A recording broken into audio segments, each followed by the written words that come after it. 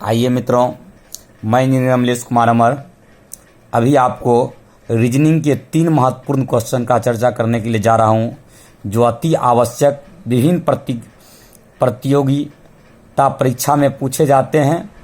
तो दिए गए विकल्पों में से लुप्त अंक आपको ज्ञात करना है। यहाँ पर लुप्त अंक है, इसका मान आपको ज्ञात करना है।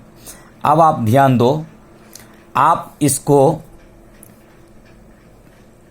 पंक्ति के अनुसार हल करना चाहोगे तो आप हल नहीं कर सकते हो, क्योंकि आप लास्ट में देखो 8 लिखा हुआ है जो 9 और 12 से छोटा है।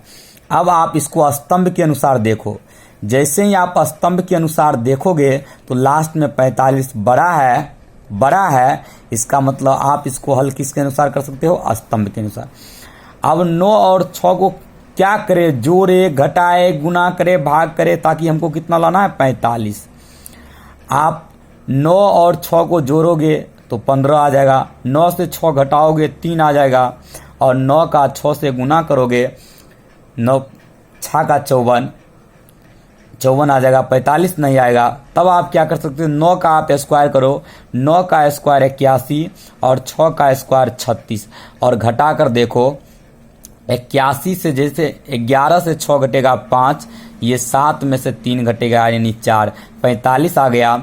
ठीक उसी प्रकार आप 12 का स्क्वायर करो, 144 और 7 का स्क्वायर 49, घटाओ 14 में से 9 घटेगा 5, ये 13 में से 4 घटेगा ये 95, ये भी सही है। आप 8 का स्क्वायर करो, 8 का स्क्वायर 64, 3 का स्क्वायर 9, जैसे ही आप 64 से 9 को घटाओगे आंसर कितना आएगा? 55। ठीक उसी प्रकार आप देखो आगे क्वेश्चन नंबर 2, 234 और 81 के बीच क्या संबंध है? तो आप 4, 3 और 2, 234 में 2, 3 और 4 अंक है, आप जोड़ कर देखो 4, 3, 7, 2, 9, और जैसे ही आप 9 का स्क्वायर करोगे कितना आएगा? 81। आप फिर से समझ जाओ, आप 234 में कौन कौन से अंक हैं? 4, 3 और 2। आप अंक को जोड़ो, 2 + 3 + 4, 4, 3, 7, 2, 9, और 9 का स्क्वायर कितना आएगा? 81। ठीक इसी प्रकार आप 143 में कौन कौन से अंक हैं? 1, 4 और 3, जोड़ो 4, 3, 7, 1, 8, और 8 का स्क्वायर कितना आएगा? 64, यानी आंसर कितना होगा? C number. अब आप क्वेश्चन नंबर 3 देखिए, नीचे दी गई श्रृंखला में अगला पद आपको ज्ञात करना। आप देखो कि 1 और 5 के बीच, 1 और 5, सबसे पहले आप 1, 5, 14, 30, 55 और 91, और यहाँ पर आपको मान निकालना, प्रश्नवाचक यहाँ पर मान निकालना।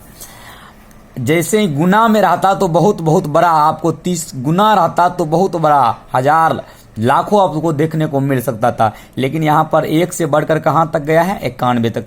इसका मतलब गुना तो नहीं होगा। आप जोड़ या घटाव का अंतर देखो, आप 5 और 5 से आप 1 घटाओगे 4 आएगा, आप 14 से 5 को घटाओगे 9 आएगा, आप 30 से 14 को घटाओगे 16 आएगा, आप 55 से 30 को घटाओ 25 आएगा, आप 91 से 55 को घटाओ, 11 से 5 घटेगा 6 और 8 36।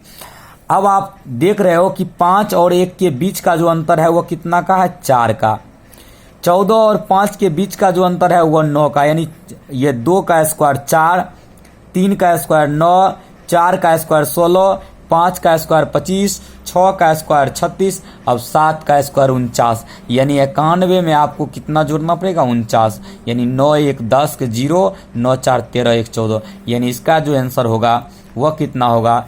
140। एक बार आप फिर से समझ लो, 1 और 5 के बीच का अंतर 4 का है, 5 और 14 के बीच का जो अंतर है वह 9 का है, 14 और 30 का जो अंतर है वह 16 का है, 30 और 55 के बीच का अंतर 25 का है, और 25 और 91 का जो अंतर है वह कितना का? 36। ये 2 का स्क्वायर, ये 3 का स्क्वायर, ये 4 का स्क्वायर, ये 5 का स्क्वायर, ये 6 का स्क्वायर, अब जो होगा वो 7 का स्क्वायर बढ़ेगा। तो 91 में आप 7 का स्क्वायर यानी 49 को जोड़ोगे तो कितना आएगा आंसर? 140। थैंक यू, धन्यवाद।